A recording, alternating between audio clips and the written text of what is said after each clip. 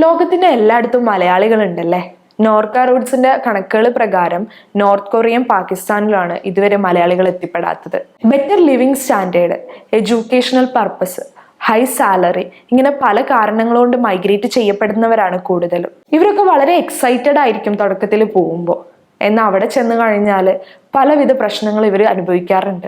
Language barriers, മറ്റുള്ളവരുമായിട്ട് ഇടപെടുമ്പോഴുള്ള cultural socks, അതുപോലെ തന്നെ ഫിയർ, അവിടുത്തെ എൻവയോൺമെന്റ് പറ്റാതെ വരിക, ഹോം സിക്നെസ്, ഇങ്ങനെ പല കാരണങ്ങളും കൊണ്ട് അവർക്ക് അവിടെ ബുദ്ധിമുട്ടുണ്ടാകും.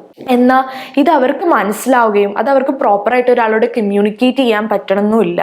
ഇത് പൊതുവെ പലതരത്തിൽ ഫിസിയോളജിക്കലാണ് നമ്മൾ അഫക്റ്റ് ചെയ്യാറ്. അതായത് ഇറിറ്റേറ്റഡ് ബൗൾ സിൻഡ്രോം, IBS ഒക്കെ പോലെ. അപ്പൊ പലപ്പോഴും അവരുടെ ഫുഡിനെ കുറ്റം പറയോ അങ്ങനെ എന്തെങ്കിലുമൊക്കെയാ ചെയ്യാറ്. നോർമലി നമ്മളൊരു എൻവയോൺമെന്റ് ചേഞ്ച് ചെയ്തിട്ടുണ്ടെങ്കിൽ ഇങ്ങനെയുള്ള അഡ്ജസ്റ്റ്മെന്റ് ഇഷ്യൂസ് ഉണ്ടാവാറുണ്ട്.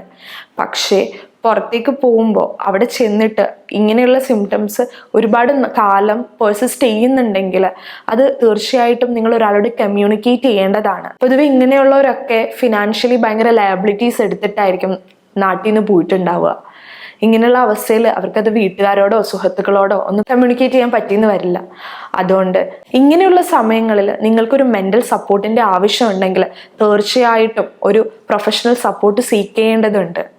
നിങ്ങൾ നിങ്ങളുടെ ലൈഫിലെ ഏറ്റവും വലിയ ഡ്രീം അച്ചീവ് ചെയ്യാൻ വേണ്ടിയിട്ടായിരിക്കും അവിടെ പോയിട്ടുണ്ടാവുക. അപ്പോൾ ഒരു മെൻ്റൽ ഹെൽത്ത് നിങ്ങൾക്ക് തീർച്ചയായിട്ടും വേണ്ടതാണ്.